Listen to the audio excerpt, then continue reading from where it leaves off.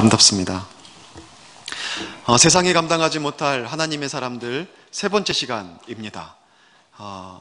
믿음 가진 사람이 세상이 감당하지 못할 하나님의 사람이라는 말씀들이죠. 여러분 모두가 이러한 분들 될 수 있기를 먼저 주의 이름으로 축원합니다.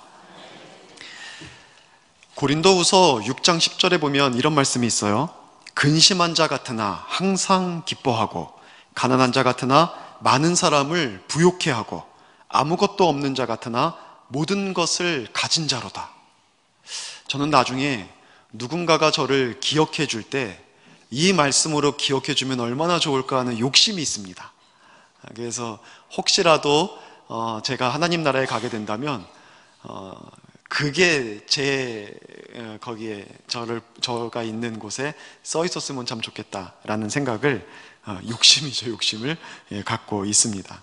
제가 어디선가 이런 말씀을 한번 했더니 장로님께서 제가 먼저 가는데 제가 먼저 쏘면 안 되겠습니까? 이런 말씀을 하시더라고요. 클레어 루스라고 하는 분이 이런 말을 했습니다. 한 개인의 인생은 한 문장으로 요약할 수 있다. 누구 하면 딱 떠오르는 단어가 있고 또 진술이 있습니다. 이순신 하면은 뭐가 떠오릅니까? 딱 거북선이 떠오르죠. 아브라함 링컨 하면은 미국인이라서 잘 안 떠오르죠. 노예 해방이 딱 떠오릅니다. 솔로몬 하면은요, 지혜가 떠오릅니다. 예레미야 하면은 뭐가 떠오릅니까?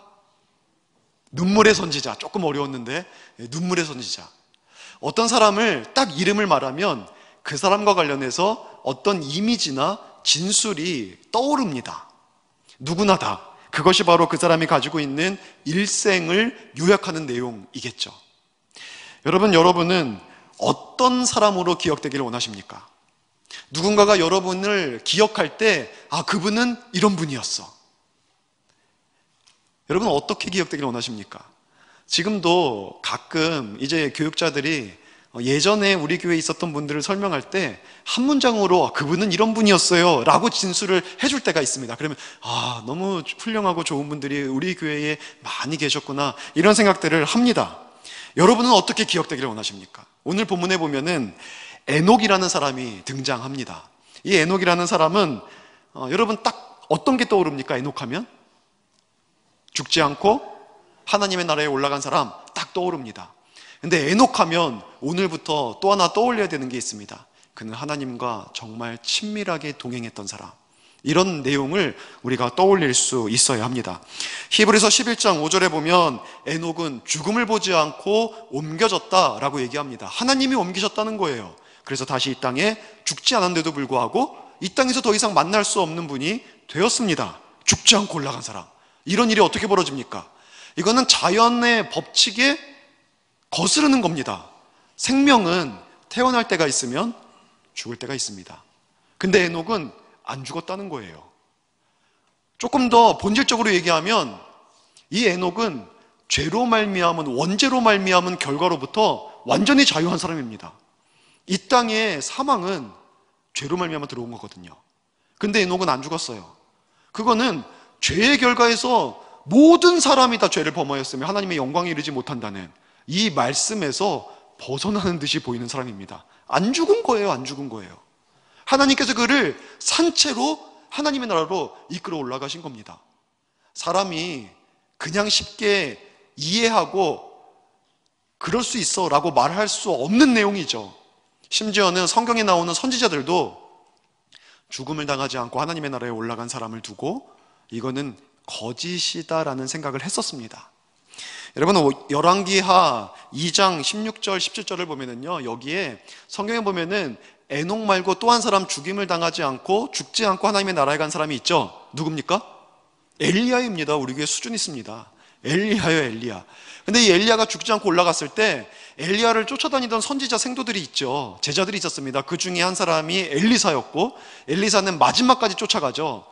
그랬는데 요단을 건너가서 엘리야가 회오리바람을 타고 하늘로 올라갔을 때 이 엘리사가 엘리야의 겉옷을 취해서 다시 요단을 건너와요. 마른 땅으로 가르고 건너옵니다. 근데 그때 요단 저쪽에는 엘리야를 쫓아다니던 제자들이 많이 있었어요. 거기에서 엘리야의 제자들, 엘리사와 함께 동고동락했던 사람들이 하는 말이 뭐였냐면, 우리를 보내사 해오리 바람을 타고 올라가서 성령이 그를 올리신 다음에 골짜기로 던졌든지 산으로 던져서 그가 죽었을 텐데, 그러니까 해오리 바람 타고 올라가는 건 보였나 보죠. 어디든 떨어져서 죽었을 텐데 우리로 하여금 그의 시신이라도 좀 수습하게 해줘라. 처음에 엘리사는 반대합니다. 그건 죽은 게 아니라 하나님이 산채로 올리신 거니까 찾아도 소용없다. 근데 얼마나 강청하든지, 성경에 나와 있어요. 얼마나 강청하든지 엘리사가 결국 허락을 해요. 그리고 50명이 3일 밤낮을 자기의 스승의 시체를 찾으려고 돌아다니는데 있습니까? 없습니까? 없는 거예요. 죽지 않고 하늘로 올라간 자가 어떻게 있습니까? 이렇게 찾아다닌 사람들이 선지자들이었어요. 하나님의 선지자들조차도 이해하고 받아들이기 어려운 일, 그것이 바로 죽임을 당하지 않고 하나님의 나라에 올라가는 이 엄청난 사건입니다. 근데 이 엄청난 사건은 누가 경험한 겁니까? 에녹이 경험한 거예요. 에녹이. 여러분, 오늘 우리는 이 에녹의 이 하나님으로부터 받은 엄청난 은혜의 이 내용을 읽으면서 우리도 하나님의 은혜를 향한 사모함이 생길 수 있는 시간이 될 수 있기를 바랍니다. 이 내용을 통하여서 여러분, 우리도 죽지 않고 하나님의 나라에 올라갈 수 있는 방법이 있습니다 라고 말하는 게 아니에요. 그게 아니라 하나님으로부터 은혜는 각각이거든요. 똑같이 오지 않습니다. 나에게도 예비된 하나님의 은혜가 무엇일까 기대하면서 어떻게 하면 그 은혜를 받을 수 있을까, 거기에 대해서 함께 고민하고 생각하고 함께 사모하는 시간 되었으면 하는 겁니다. 첫 번째 우리가 살펴볼 것은 뭐냐면, 에녹이 하나님으로부터 어떻게 그렇게 특별히 받은 이 이유, 은혜를 받은 이유가 무엇인가, 그것을 좀 살펴보려고 합니다. 히브리서 11장 5절에 보면은 명확하게 나와 있습니다. 그가 옮기기 전에 하나님께서 그를 보면서 기쁨을 갖게 되었다는 거예요. 하나님을 기쁘시게 하는 자라 증거를 받았다. 증거를 받았다는 말은 인정을 받았다는 말이라고 제가 말씀드렸죠, 헬라어로. 하나님이 이 에녹은 나를 정말 기쁘게 하는 사람이야 라는 그 인정을 받았다는 거예요. 너무나 기쁨을 주셨다는 거예요. 좀 인간으로 비유를 하면 하나님을 웃게 하셨다는 겁니다. 하나님을 행복해서 활짝 웃게, 매일매일 하나님을 웃게 한 사람이에요. 시편 7장 7편 11절에 보면 하나님은 매일 분노하신 하나님이라 그래요. 이 악한 세상을 보면서 매일 분노하신 하나님인데, 이렇게 막 마음이 안타깝고 막 어떻게 이렇게 죄가 가능한가 하고 분노하시다가도 에녹을 딱 보면 어떤 거예요? 갑자기 웃음이 오는 거예요. 웃음이 오는 거예요. 마치 여러분이 직장 생활하면서 너무 지쳐있다가, 사람한테 치이고 막 지쳐있다가 집에 갔는데 여러분의 배우자를 딱 봤을 때 입이 이렇게 한 30년 전쯤에, 지금 말고요, 입이 이렇게 확 벌어지듯이, 그렇게 너무 하나님께서 행복하셔서 기뻐 웃으시는 그러한 사람이었다는 거예요. 너무 기뻐하셨다. 근데 여러분, 하나님을 에녹이 어떻게 그렇게 기쁘게 할 수 있었냐라는 거죠. 성경이 뭐라 그럽니까? 믿음 때문이라고 얘기를 해요. 히브리서 11장 6절에 나와 있죠. 믿음이 없이는 하나님을 기쁘게 하지 못한다. 하나님을 향한 믿음 때문에, 그가 가지고 있는 그 믿음의 내용이 하나님을 기쁘게 했다는 거예요. 여러분, 여기서 말하는 믿음은요, 내적인 확신이 절대 아니에요. 그거는 그 믿음의 일부분이죠. 그가 가지고 있는 내면에 하나님을 향한 믿음 가지고 있는 것 때문에, 그것 때문에만 기뻐한 것이 아니라, 믿음은 세 가지 반응을 다 함께 합쳐야 온전한 믿음이에요. 히브리서 11장에 나오는 믿음의 선진들 쭉 나오는데 모두가 다 내면에 있는 믿음 때문에 하나님이 그들은 믿음의 선진이라고 얘기하지 않고요, 그들이 그 믿음 때문에 행동을 취한 것들을 통하여서 이들은 정말 믿음이 큰 사람이다 라고 얘기를 하시거든요. 그러니까 에녹도 그가 가지고 내적인 확신이 아니라 그 내적인 확신에서부터 나온 고민, 그리고 고민과 확신으로 표현되어지는 그의 삶의 반응, 이것을 통하여서 행동, 이것을 통해서 하나님께서 이 사람의 그 행동을 통해서 보여지고 증명되어지는 믿음 때문에 하나님께서 굉장히 기뻐하셨다라고 얘기를 하는 겁니다. 여러분, 그렇다면 이 에녹이 보인 믿음의 증거가 무엇입니까? 에녹은 어떤 모습으로 하나님 앞에 서 있었기 때문에 그렇게 하나님을 기쁘게 해드렸습니까? 그 행동, 반응, 그 무엇이었습니까? 히브리서 11장과 또한 우리 창세기 5장을 통틀어서 얘기를 하면은요, 오늘 히브리서 11장 6절에도 나와 있는데 나아가는 것. 그가 믿음을 가지고 있었기 때문에 하나님 앞에 계속 나아가서 매일매일 하나님과 동행하는 삶을 살았다는 것. 바로 이것 때문에 하나님께서 에녹을 보면 너무나 기뻐하셨다는 거예요. 여러분, 하나님이 너무 좋아서 하나님 앞에 가까이 가기를 힘쓰는 사람들을 보면 기뻐하시는 겁니다. 여러분, 하나님의 기쁨이 되고 계십니까? 아침에 피곤해도 눈을 번쩍 떠가지고 새벽님에 가자, 기도하자. 예배 시간 주일에 혹시 밤새고 일하셨다 할지라도 예배 드리러 가자, 하나님 앞에 나아가자. 여러분이 개인적으로 집에 있을 때에도 묵상하고 기도하고 말씀 보고 하나님 하고 사모하고 그렇게 하나님께 가까이 나아가는 것을 에녹은 300년 동안 지속했다는 거예요. 그러니까 하나님이 너무 기쁜 거예요. 그것 자체가 사실은 에녹이 하나님을 너무 기뻐한 거죠. 하나님을 너무 기뻐하고 하나님께 나아가니까 하나님께서 그런 에녹을 보면서 마음이 너무 좋은 거예요. 그래서 그 기쁨 때문에 하나님은 에녹에게 특별한 은혜를 베풀어 주셨다는 겁니다. 창세기 5장 21절 22절에 나와 있죠. 300년을 하나님과 동행했다. 또 히브리서 11장 6절에 나와 있죠. 하나님께 나아가는 자는, 갑자기 적용이에요. 하나님께 나아가는 자는 그가 계신 것과 그가 자기를 찾는 자들에게 상 주시는 힘을 믿어야 한다. 그건 우리를 향한 적용이거든요. 그거는 왜 갑자기 이런 적용이 나옵니까? 에녹이 바로 이 모습을 보였기 때문에 에녹과 관련해서 이 얘기를 하는 거예요. 에녹이 하나님께 나아갔다는 거예요. 그 나아갈 때 이런 모습으로 나아갔다는 거예요. 이 믿음으로. 그러니까 너희들도 에녹처럼 이 믿음 가지고 나아가면 하나님이 기뻐하신다. 지금 이 말씀을 우리에게 하고 계신 거거든요. 여러분, 에녹의 믿음은 하나님을 믿기 때문에 깊이 고민하면서 어떻게 하면 주님과 더 가까이 있을 수 있을까? 이거를 매일매일 고민한 사람이에요. 그리고 그것을 위하여 매일 주님께 나아간 사람이고, 그러면서 주님과 매일 동행했던 사람이 바로 에녹이었다는 거예요. 여러분, 이거 쉬운 일이 아닙니다. 우리가 살아가면서 한 며칠 정도 연초가 되면은 올해는 정말 기도 열심히 하자, 올해는 예배 주일 성수 빠지지 말자, 올해는 수요 예배 금요 기도도 회복하자, 구역 예배 드리자 라고 각오를 해도 실제 삶의 현장에서 지치고 힘들고 한 번, 두 번 빠지다 보면은요, 금방 이 마음, 이 결심이 흩어져 버립니다. 1년 가기가 어려워요. 1년이. 근데 에녹은 얼마나 갔다고요? 300년이나 갔어요. 300년이나. 이게 여러분 상상할 수 없는 수치죠. 근데 그 기간 동안 빠짐없이 하나님께 나아갔다는 거예요. 그러니 여러분, 하나님께서 얼마나 기뻐하셨겠습니까? 여러분, 에녹처럼 하나님 앞에 나아갈 수 있는 그런 성도님들 될 수 있기를 주의 이름으로 축원합니다. 그래서 하나님과의 동행, 함께 가는 이 은혜를 누리시기를 주의 이름으로 축원합니다. 두 번째, 그러면 하나님과 동행하는 방법이 뭐냐? 어떻게 하면 우리가 하나님과 동행하냐? 어떤 식으로 동행해야 하냐? 바로 친밀함을 추구하면서 동행해야 합니다. 여러분, 동행이라는 게 뭐냐면 함께 보조를 맞추어서 같은 방향으로 가는 게 동행입니다. 보조를 맞춰야 돼요. 한 사람이 빠르면 그 빠른 거에 맞춰주든지 느리면 느린 거에 맞춰주는 거, 그 사랑이죠. 남편하고 아내하고 처음에 데이트할 때 보면 어떻습니까? 남자는 발걸음이 빨라요. 그 여자는 막 뛰어가죠. 종종종종 뛰어가요. 어쩔 수 없어요. 다리가 짧아서 그런 거예요. 종종종종 뛰어간단 말이죠. 그러면은 사랑은 뭐예요? 남편이 아내의 발 맞춰서 천천히 가주는 거예요. 천천히. 그죠? 그게 사랑이에요. 근데 30년이 돼도 여전히 앞으로 쉥쉥 가버리는 분들이 있어요.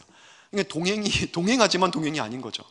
보조를 맞추면서 같은 방향으로 가는 게 동행입니다.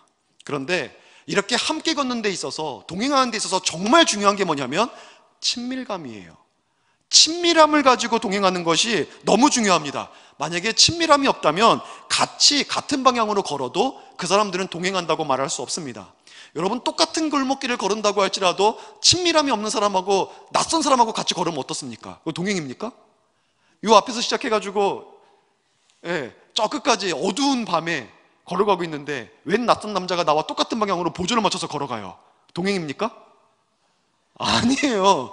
굉장히 불안하고 두렵고 괜히 멈춰보고 싶고 뛰어보고 싶고 막 그런 마음이 들지, 그걸 동행이라고 얘기하지 않습니다. 동행은 친밀한 관계 속에서 함께할 때 동행이라고 얘기를 하는 겁니다.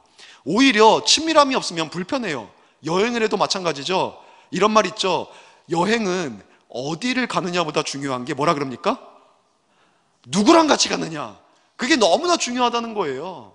그래서 아이들이 어렸을 때는 아빠 엄마 없으면 안 될 때에는 아빠 엄마가 여행 가자 하면은 너무 신나요. 좋아 엄마, 어디를 가, 아빠 어디를 갈 거야. 그리고 막 먼저 가자고도 얘기를 해요. 근데 나이가 조금 들어서 중학생 고등학생 되면은 이번 휴가 때 어디 갈까 하면은 아빠, 내가 아빠랑 같이 휴가를 아직도 가야 돼? 이런 얘기를 하기 시작합니다. 나는 그냥 공부할 것도 많고 할 일도 많으니까 집에 있을게. 밥은 어떻게 하려고? 나 라면 끓여 먹었으니 걱정하면 갔다 와. 왜요? 이제 부모님과의 친밀함이 점점 없어지는 거예요. 그러면서 성인으로 독립해 가는 거죠. 근데 친밀함이 없어지면 같이 여행하는 게 싫어요. 그리고 부모님한테 속이면서 따로 여행 가죠. 남자친구들끼리 여행 가는 거야 하고 딱 가는데 나중에 보니까 여자친구랑 여행 가고 막 이런 일들이 벌어지면 안 됩니다.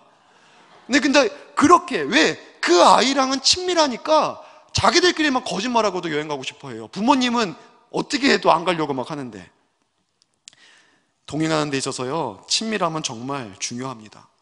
하나님과 에녹이 300년을 동행했다는 것은 에녹이 하나님께 정말 친밀하게 다가갔다는 거예요. 하나님을 깊이 사랑하는 마음으로 막 다가간 거예요. 막 깊이 교제하면서. 하나님 얼마나 기뻐하시겠습니까? 여러분, 사랑하면 친밀할 때 너무 행복합니다. 사랑하면 친밀하게 되고 친밀할 때 너무 행복하게 돼요. 제가 저희 아이에게서 죄송한데 저희 시우가 제가 이렇게 집에 들어가면은 얼마나 저를 좋아하는지 당연하죠. 와가지고 막 누워있으면은 기대요. 와가지고 막 어깨를 기대고 누워가지고 있는데 조그만 녀석이 어깨 기대고 누워있는 게 너무 이쁜 거예요. 막 매달리고 아빠 부르고 진짜 세상에 이렇게 이쁜 애가 없다니까요. 너무 이쁩니다. 너무 이뻐요. 그리고 막 또 지나가다가 이렇게 무심코 딱 만났을 때 아빠 하면서 팔을 딱 벌리잖아요. 안아달라고. 그러면 진짜 마음이 다 녹아내려요. 너무 행복해요. 너무 행복해요. 사랑하니까 그렇게 친밀감 있게 표현하는 게 너무 행복해요. 그렇게 딱 안아주면은 아빠 마트 가 하면 가야 돼요. 안 갈 수가 없어요. 그럴 때는 가끔 이런 얘기도 합니다. 내가 이마트 사줄게. 이마트 사줄게. 뭐 사줄 수도 없으면서. 그 정도로 사랑하면 친밀하게 되고 친밀하게 동행하게 되면 여러분 그것이 얼마나 행복합니까? 하나님은요 이렇게 친밀함을 가지고 하나님 앞에 다가오는 이 에녹을 그래서 기뻐하신 거예요. 여러분, 그런데 친밀함은 어떻게 형성되는 겁니까? 이제 그걸 살펴봐야 되는데, 여러분 성도님들 한번 보세요. 성도님들 중에서도 보면은 어떤 분은 하나님과 굉장히 친밀하신 분이 있어요. 굉장히 친밀합니다. 인격적으로 주님을 늘 만나는 것 같아요. 행복해요. 만나기만 하면 하나님 얘기하고 예수님 얘기해요. 내가 어제도 기도하는데 하나님이 이렇게 말씀하시는데, 내가 어제 성경 보는데 성경에서 하나님이 이렇게 말씀하시는데, 예배를 드리는데 와 하나님을 독대하는 것 같았어. 막 이러면서 하나님하고 굉장히 인격적으로 친밀하게 만나는 분이 있어요. 근데 어떤 분은 보면은요 하나님을 전혀 못 만나요.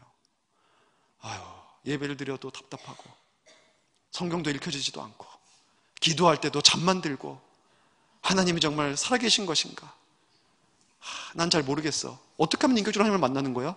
여러분, 이런 고민들을 가지고 계신 분도 있는 거예요. 여러분은 어떤 사람입니까? 하나님과 친밀하게 만나십니까?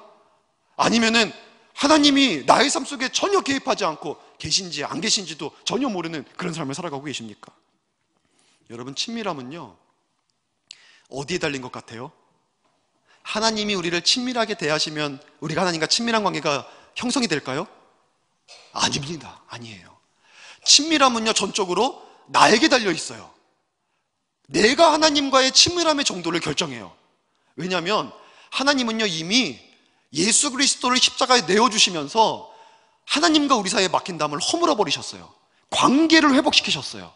그리고 성령님을 우리에게 보내주셔서, 예수를 믿는 자에게 보내주셔서 항상 우리 안에 거하게 하셨어요. 지금도 우리의 문을, 마음의 문을 두드리시면서 하나님은 우리와 인격적인 교제를 나누시기를 원하세요. 하나님은요 이미 우리와 친밀하세요. 문제는 뭐냐면 내가 그걸 못 느끼는 거거든요. 왜? 내가 하나님께 친밀하게 나아가지 않는 거예요. 두 사람이 있어요. 한 사람은 막 애정 공세를 해요. 근데 한 사람은요 늘 그 애정 공세를 거부해요. 부부가 여보하고 이렇게 한번 이렇게 포옹해 주려고 해도 한쪽이 왜 그래 치워 하면서 밀면은 여러분 여기서 친밀함이 형성이 됩니까? 절대 형성이 되지 않아요. 하나님은 우리들에게 늘 친밀하게 대하시고 안으시고 붙잡아 주시는데 우리가 하나님과의 친밀함을 지금 거절하고 있는 거예요. 그래서 우리와 하나님의 친밀한 이 인격적인 만남이 안 이루어지는 거예요. 하나님이 안 계시기 때문도 아니고 하나님이 우리를 사랑하지 않기 때문도 아니에요. 내가 하나님과의 인격적인 관계를 안 맺고 있는 거예요. 내가 깊이 하나님과 인격적인 관계를 맺고 싶어서 들어가기 시작하면, 이 에녹처럼 나아가면 하나님께서 우리들과 만나주시고 친밀하게 교제해 주신다는 겁니다. 여러분, 구원은 내가 하는 게 아니에요. 아무리 노력해도 하나님이 주시는 겁니다. 근데 하나님과 구원받은 사람이 아버지와 자녀의 친밀함을 누리는 것은요, 내가 하는 겁니다. 오스왈드 샌더스라고 하는 사람이 하나님과 친밀함 누리기라는 책에서 이런 말을 했습니다. 성경과 경험을 통해 알 수 있는 사실은 하나님과 우리의 친밀함의 정도는, 그 깊이는 하나님이 아닌 우리 자신이 결정한다는 것이다. 이런 얘기를 했습니다. 내가 결정하는 거예요. 여러분은 왜 인격적으로 못 만나십니까? 여러분이 원하지 않는 거예요. 하나님이 안 계신 게 아니에요. 여러분의 친밀하게 주님께 나아감이 없기 때문에 그 영적인 교통이 일어나지 않는 겁니다. 않는 거예요. 여러분, 에녹을 보세요. 에녹은요, 창세기 5장 21절 22절에 보면은 무드셀라를 65세에 낳고 300년을 동행합니다. 근데 여기에서 여러분 주목해서 보셔야 되는 게 있는데, 하나님이 에녹의 길로 동행해 주셨을까요? 하나님이 에녹이 가고자 하고 에녹이 세상 사람들처럼 똑같이 살아가고 있는데 하나님이 에녹에게 와서 보조 맞춰주면서 그래 너 잘 가고 있다, 나도 너가 가는 길로 가겠다고 오셨을까요? 아니에요. 하나님이 에녹의 보조를 맞춰준 것이 아니라 에녹이 하나님의 길에 보조 맞춰서 가는 겁니다. 그 당시 이 일은요, 어려운 일이었어요. 우리는 어쩌면 이렇게 생각할 수 있어요. 지금 시대와 그 시대는 다르잖아요, 목사님. 우리 시대에 하나님 말씀대로 하나님의 뜻대로 살아간다는 것이 얼마나 어려운데요. 핍박자도 많고 사회생활을 못해요. 그러면 돈 못 벌어요. 그러면 친구 관계도 다 깨져요. 목사님, 어느 정도, 중도를 걷는 게 선입니다. 이런 얘기를 할 수가 있단 말이죠. 근데 여러분, 에녹의 시대도요, 우리의 시대처럼 굉장히 하나님의 길을 걷는다는 것은 어렵고 고독하고 좁은 길이었어요. 여러분, 이 당시에 사람들이 공통적으로 가지고 있는 관심사가 있었습니다.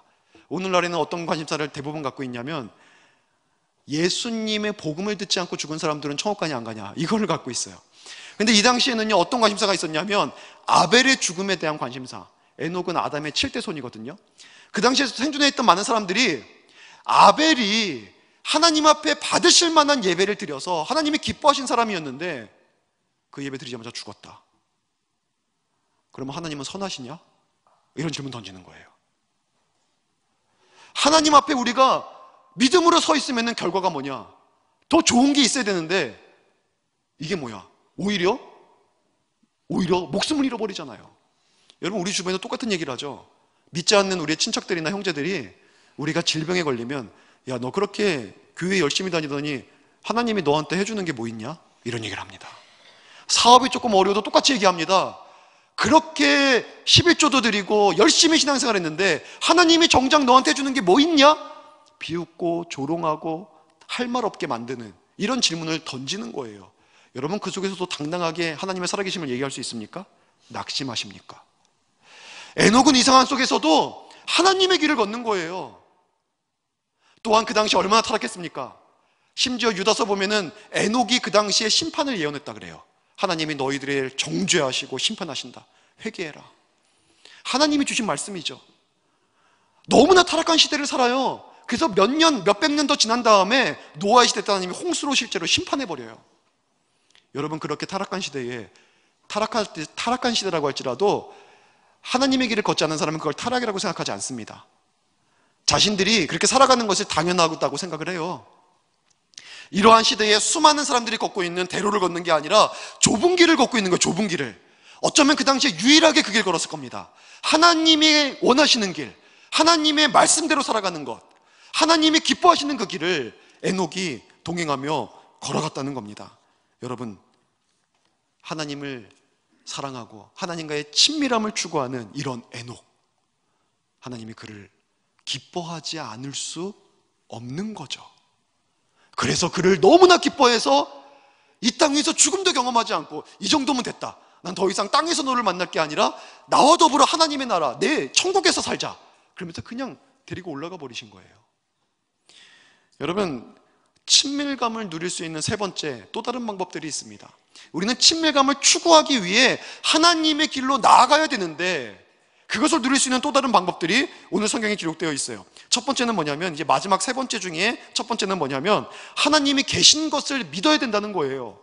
하나님께 나아가는 자는 반드시 그가 계신 것을 믿어야 할지니라. 이게 히브리서 11장 6절 말씀입니다.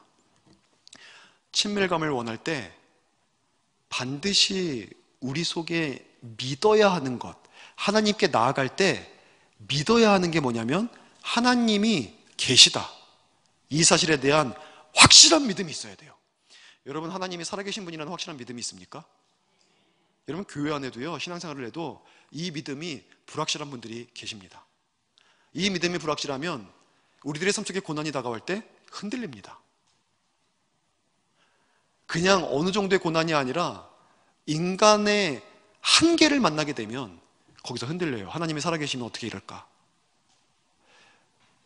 하지만 이게 어떻게 보면 정상일 수도 있습니다. 우리 사람의 믿음이 다 큰 게 아니거든요. 우리는 처음에 하나님이 살아계실까 하는 호기심으로 교회에 나올 수도 있어요. 하나님이 주변에 하도 살아계시다고 하니까 두려운 마음이 없으면 어떡하지? 하는 마음으로 나오는 분도 있고, 하나님을 말씀을 듣다 보니까 있는 것 같은데 조금 더 만나고 싶다, 알고 싶다, 하나님 좀 만나주세요 하면서 교회 나오시는 분들도 있어요. 그러다가 어느 순간 때가 되면 하나님의 존재를 확실히 인정하게 되고 더 이상 부인할 수 없는 상태가 되는 거거든요.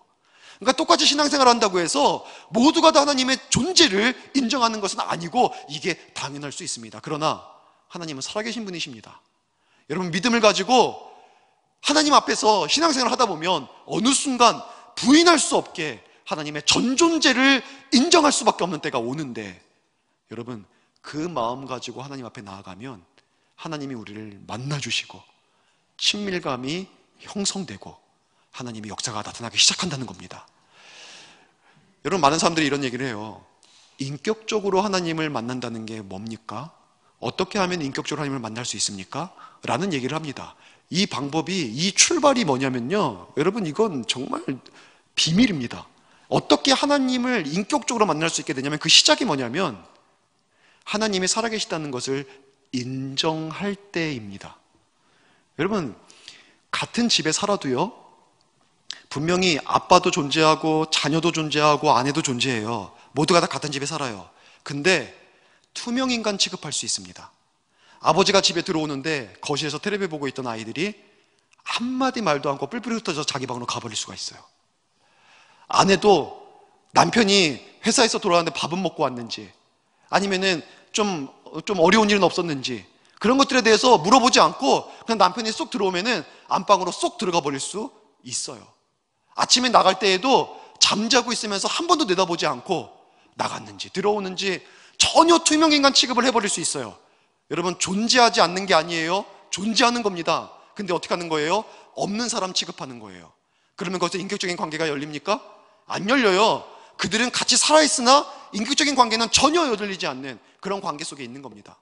우리가 하나님과의 관계도 마찬가지예요. 하나님의 존재, 이 계십니다. 근데 투명인간 취급해버리면, 없는 것처럼 취급해서 하나님의 존재를 인정하지 않는 삶, 그래서 하나님께 나아가지도 않고 교제하지도 않으면 인격적인 관계의 문은 전혀 열리지 않습니다. 근데 하나님은 진짜 존재하신다, 살아계신다, 그것을 믿음으로 하나님 앞에 고백하고 보기 시작하면 여러분, 그때 하나님이 보입니다. 눈으로 보인다는 게 아니라 하나님이 역사하시는 게 보입니다. 하나님이 우리 가운데 일하시는 것들이 보입니다. 전에는 내 힘으로 했던 일인데 어느 순간 딱 깨달아져요. 하나님이 나를 도우셨구나. 이 고백이 막 나오는 거예요. 저희는 어떤 일이 잘 되면 내 자랑하기 바쁜데, 이젠 어느 순간 하나님이 보이기 시작하니까, 하나님이 아니었으면요, 집사님, 저 이런 일이 저에게 있을 수가 없어요. 저는 이런 은혜를 받을 사람이 아니에요. 이런 고백이 생깁니다. 하나님이 보이니까 어려운 일이 다가와도 걱정하지 마세요. 하나님이 전에도 나를 이런 어려움에서 구원해 주셨듯이 지금도 이 문제를 해결해 주실 분이 하나님이에요. 이런 고백이 막 나오고 믿음이 고백이 되고, 그렇게 고백하다 보니까 실제로 하나님의 역사를 보고 여러분, 그러면서 인격적인 교제의 문이 열리는 거예요. 우리는 다 그렇게 인격적인 교제를 합니다. 그래서 하나님의 말씀을 듣고 하나님의 뜻을 깨닫게 되고 하나님과 동행하게 되고, 여러분 주변에 하나님과 인격적인 교제를 갖는 분들을 보면은 하나님의 존재를 인정하면서부터 그 문이 열리고, 거기서부터 놀라운 역사들을 고백하게 되고 보게 되고 고백한 대로 나타나게 되고, 여러분 이런 일들이 벌어지게 되는 것입니다. 여러분, 하나님의 살아계심을 인정하실 수 있기를 바랍니다. 하나님은 살아계신 분입니다. 살아계신 분이에요. 인정하세요.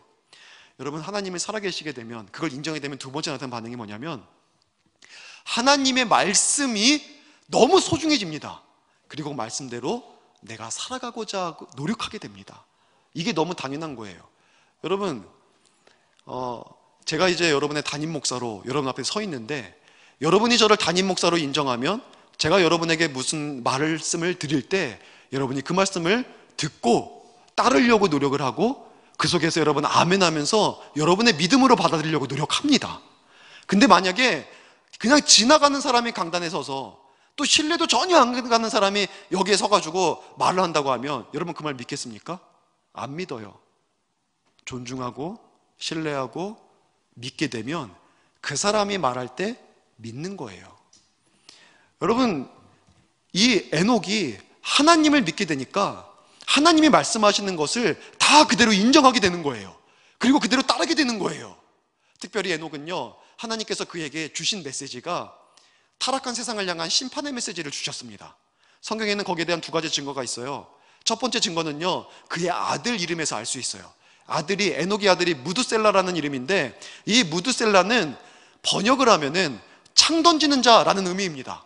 근데 이 창 던지는 자라는 의미는 해석을 하면은 그가 죽으면 종말이 온다, 심판이 온다, 이 의미를 가지고 있습니다. 이해가 안 되죠? 창 던지는 자의 의미가 어떻게 그런 의미인가? 이거는 고대의 그 문화, 그걸 알아야 됩니다. 그때 이해가 있어야 돼요. 이 뉴베리라고 하는 신학자가 이런 글을 썼습니다. 고대 사회는요, 한 부족마다 창 던지는 사람이 있었다는 거예요. 이 창 던지는 사람은 그 부족에서 가장 강한 사람이고, 그 부족을 외부의 침략으로부터 지키는 사람이라는 거예요. 그래서 외부에서 누가 침략해 오면 그 창 던지는 사람이 나서서 창 던지고 싸워가지고 부족민들을 보호하는 거죠. 근데 만약에 그 창 던지는 자가 외부의 침략에서 죽임을 당한다, 그럼 어떻게 되는 거예요? 더 이상 그 부족을 지켜줄 사람이 없어서 그 부족이 멸망한다는 거예요. 사라지게 된다는 거예요. 그래서 창 던지는 자 하면은 그가 죽으면 심판이 온다, 이런 메시지가, 그런 의미가 거기에 담겨 있는 거죠. 근데 누구의 이름을 그렇게 지었다고요, 에녹이? 아들의 이름을 창 던지는 자라고 지은 거예요. 왜 그렇게 지었겠습니까? 사랑하는 아들의 이름을 좋은 이름으로 짓지 않겠습니까? 여러분 자녀 이름을 막 짓습니까? 옛날에는 딸을 많이 낳으면 막 지었죠. 제 친구 중에 말춘이가 있습니다. 말춘이. 저랑 동갑이에요. 말춘이. 그 위로 언니가 6이에요. 언니가 7번째 태어났는데 할머니가 이제 봄날은 가라, 그래서 말춘, 이름이 다 이쁜데 걔만 말춘이에요. 근데 8번째 또 딸 낳았어요. 8번째도 이름이 예뻐요. 근데 얘만 말춘이에요. 그렇게 이름을 지었더라고요. 근데 대부분은 자녀에게 좋은 이름을 주잖아요. 좋은 이름을. 근데 거기다가 창 던지는 자. 왜요? 하나님이 심판을 경고하신 거예요. 너 아들이 죽을 때 내가 이 땅을 심판한다. 그래서 무드셀라라고 이름을 지은 거예요. 두 번째 증거는요, 유다서에 나와요. 유다서 1장 14절 15절에 보면은 에녹이 그 당시의 백성들에게 심판을 예언한 것이 나와요. 너희들의 경건치 않은 모든 것들을 하나님께서 심판할 날이 온다, 이런 예언을 합니다. 여러분, 예언은요 그냥 하는 게 아니에요. 자기의 느낌을 말하는 게 아니라 누가 주셔야 하는 겁니까? 하나님이 주셔야 예언하는 거예요. 에녹은요 하나님이 주신 예언을 그 당시의 백성들에게 말한 겁니다. 심판이 온다, 심판이. 하나님의 뜻 가운데 돌이켜라. 무슨 말입니까? 에녹은 하나님의 심판의 메시지를 들었어요. 그 메시지를 들으니까 하나님의 말씀대로 살아가지 않을 수 없게 되는 거예요. 왜? 그걸 믿으니까. 300년 동안 두렵고 떨리는 마음으로 하나님께 나아가서 친밀하게 주와 동행할 수밖에 없는 것은 하나님의 심판, 그 마지막 때를 그는 분명히 확신을 갖고 믿었기 때문이라는 겁니다. 여러분은 어떻습니까? 마지막 때에 대한 여러분 확신이 있습니까? 마지막 백보자 심판이 있고 종말이 있고 우리가 그때의 선악간의 분별을 받아서 천국에 가냐 지옥에 가냐, 여러분 이것이 판결이 내려진다는 것을 여러분 믿으십니까? 믿으십니까? 만약에 우리가 그 믿음을 가지고 살아간다면 우리들의 인생이 많이 달라질 거예요. 종말과 심판과 천국과 지옥을 믿는 사람이 어떻게 이 땅에서 죄를 짓는 데 있어서 그렇게 자유로울 수 있겠어요? 여러분, C.S. 루이스가 이런 말을 했습니다. 기독교인 행위론에서 역사를 읽어보면 현세를 위해 가장 많이 일한 사람은 내세를 가장 많이 생각한 사람이었다. 천국과 지옥에 대해서 생각을 많이 한 사람일수록, 거기에 대한 확신을 가지고 있는 사람일수록 오늘 하나님께서 내게 주어진 삶을 살아가는 데 있어서 주님의 일에 힘쓰고 원하시는 대로 살아가는 데 있어서 노력한다는 거예요. 여러분, 라이놀드 리버 도덕적인 인간과 비도덕적인 사회, 어려운 책입니다. 근데 그거 읽어보셨으면 알 수 있는데 이렇게 얘기를 했습니다.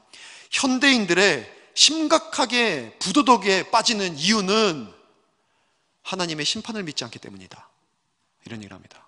하나님의 심판을 믿으면 함부로 못 살죠. 가톨릭 교황 프란체스코 교황이 기독교, 우리 개신교를 뭐라고 얘기하냐면 근본주의자라고 얘기합니다. 이거는 비하하는 거예요. 근본주의자. 왜 그렇게 얘기하냐면 개신교인들은 근본주의자다. 그러면서 그가 하는 말이 뭐냐면 그들은 성경을 문자대로 믿는다. 예수님이 재림할 것이라는 것을 믿는 사람들이다. 그들은 마지막 때에 심판이 있다는 것을 믿는 사람들이다. 어리석다. 이거는 상징이지 실제가 아니다라고 말했어요. 지금 교황이. 그러니까는 말씀을 안 믿는 거예요. 심판을 안 믿는 거예요. 그러니까 그가 주장하는 게 뭡니까? 종교는 왜 있냐? 이 땅에 살아가는 사람들이 위로를 얻고 화합해서 행복한 세상을 만들기 위해 종교가 있는 거다. 그러니까 이슬람과 불교와 힌두교와 기독교와 천주교가 하나 되어야 된다. 이것을 주장해가지고 이것을 막 같이 그 사람들 대표자들 모아서 선언하게 하고 막 그러잖아요.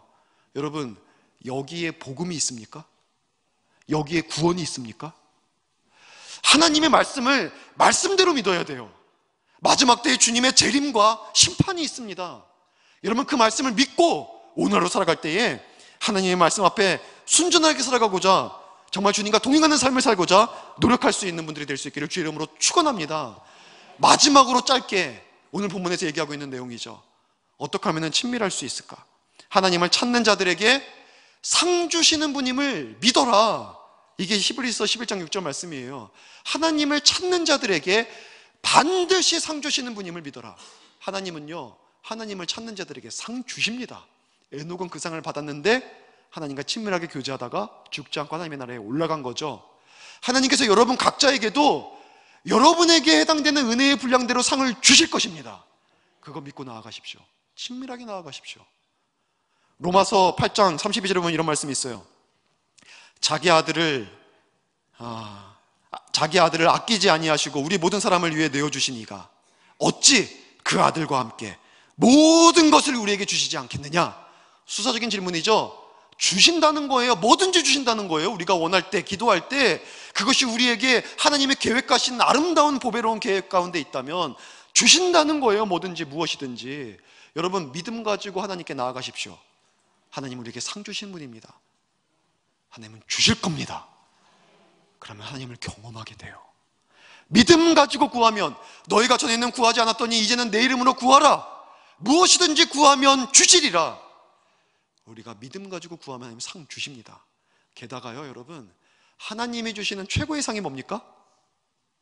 창세기 15장 1절에 보면은 하나님께서 아브라함에게 이런 얘기를 해요. 나는 너의 지극히 큰 상급이라. 하나님이 우리에게 주시는 최고의 상은요, 하나님이에요. 예전에 이런 질문 있죠? 램프의 요정 하면서 만약에 너가 이 램프의 요정을 만날 수 있다면, 램프를 강가에서 주워서 닦다가 딱 램프가 요정이 딱 나왔다면 너는 세 가지 소원 뭐 빌래? 여러분, 그런 생각 안 해보시고 그런 질문 안 받아봤습니까? 그때 여러 가지 얘기하잖아요. 뭐 이런저런 얘기. 그런 얘기할 때 저도 그런 생각을 하면서 저는 이런 거를 얘기하겠다라고 생각을 했습니다. 매일 램프의 요정이 나타나게 해주세요. 그럼 뭡니까? 매일 세 가지 소원을 내가 받을 수가 있잖아요. 그러니 하나님, 여러분, 우리가 하나님이 주시는 많은 것들, 하나님의 손에 나오는 많은 것들도 우리에게 상급이지만 최고의 상급은 그렇게 우리들에게 상급을 주실 수 있는 하나님 자신이에요. 근데 하나님이 아브라함에게 나는 너의 지극히 큰 상급이라. 우리가 하나님께서 하나님 자신을 내어주시는 분이시라는 것을 믿고 하나님께 나아가면 하나님 만납니다. 친밀하게 만납니다. 여러분, 이 은혜를 누릴 수 있기를 주의 이름으로 축원합니다. 이제 말씀을 마치겠습니다. 여러분, 어떤 사람으로 기억되기를 원하십니까? 여러분, 하나님께서 여러분에게 어떤 사람이 되게 하기를 원하십니까? 많은 사람들이 훗날 돌아볼 때 우리 집사님은, 우리 장로님은, 우리 권사님은 하나님과 친밀하게 동행했던 분이야. 그분을 보면 하나님을 볼 수 있고, 그분을 보면 하나님의 음성을 들을 수 있고, 그분을 통해서 하나님의 살아계심을 느낄 수 있어. 여러분, 그렇게 여러분을 훗날 여러분의 자녀들이 여러분을 돌아보고 성도님들이 여러분을 돌아볼 때 이분은 하나님과 친밀하신 분이야 라는 한 문장으로 묘사되는 분들이 될 수 있기를 축원합니다. 이번 한 주 우리 태신자를 위해서 새벽마다 나와서 기도하십시오. 금요 영성축제도 열심히 기도합시다. 여러분의 삶 속에서 더 많이 기도하시고 간절히 주님 사모하시고 예배 때마다 그래서 모이시고 말씀 묵상하시고, 그렇게 하나님께 믿고 나아가면 하나님은 우리와 친밀하게 만나주시고 동행해 주시고 우리에게 해당되는 은혜를 주실 것입니다. 아브라함을 일컬어 내 벗이라고 하신 하나님, 모세와 더불어 친구가 친구에게 얘기하듯이 대화하신 하나님, 그 하나님은 오늘도 우리와 인격적인 교제를 이루시길 원하십니다. 그 하나님과 인격적인 친밀한 교제를 나누실 수 있는 저 여러분 될 수 있기를 다시 한번 주의 이름으로 간절히 축원합니다. 우리 같이 함께 기도하시겠습니다. 제가 기도하겠습니다. 하나님 아버지, 사랑하는 우리 우이중앙교회 성도님들 모두 하나님과 친밀한 동행의 삶을 살아갈 수 있는 은혜 허락하여 주시옵소서. 이 땅에 수많은 사람들이 걸어가는 길에서 벗어나서 좁은 길로 걸어가는 것이 쉽지 않은 일입니다. 그러나 우리들에게 에녹과 같이 하나님의 살아계심을 믿고 하나님을 찾는 자들에게 상 주시는 인심을 믿으면서 주님께 친밀하게 나아가고자 하나님 힘쓰게 하여 주시옵소서. 하나님을 사랑하기 때문에 주의 음성 듣기를 원하고, 하나님을 사랑하기 때문에 주와 함께 있기를 원하고, 하나님을 사랑하기 때문에 주와 매일매일 함께 보조 맞추어 동행하며 살아가기를 소원하는 마음 우리에게 허락하여 주셔서 이 땅에 살아가면서 주님의 인격적인 친밀함을 누리게 허락하여 주시고, 하나님께서 기쁨을 이기지 못하여 하시며 우리에게 주시는 상급들을 다 받을 수 있는 저희 모두 되게 하여 주시옵소서. 하나님, 특별히 오늘도 귀한 예물, 하나님을 사랑하는 마음으로 믿는 마음으로 주님 앞에 올려드렸습니다. 하나님, 11조 감사헌금, 여러가지 목적헌금, 주일 주정헌금을 주님께서 기쁘게 흠양하여 주시되 물질뿐만 아니라 그 속에 담겨있는 우리들의 진실한 믿음, 중심을 보아주시고 하나님, 이 물질이 진실로 주님의 나라 위에 사용되게 하여 주시옵소서. 오병이어의 기적과 같은 것이 나타나게 허락하여 주셔서 이 물질이 쓰이는 곳에 하나님의 역사가 나타나게 하여 주시옵소서. 하나님, 드리기까지 눈물을 흘리며 땀을 흘리며 하나님 관계 속에서 아버지 하며 고생하며 수고한 그 모든 삶을 주님께서 아시는 줄로 믿사오니 그러한 아버지의 수고 속에서도 믿음으로 드린 것 다 주님께서 기억하시사 소원에 응답하시고 기도에 응답하시고 삶의 역사를 베풀어 주시옵소서. 이번 한 주도 정말 주님과 친밀하게 교제하며 동행하는 저희 모두가 되게 하실 줄로 믿사오며 감사드리며 예수님의 이름으로 기도드렸사옵나이다. 아멘.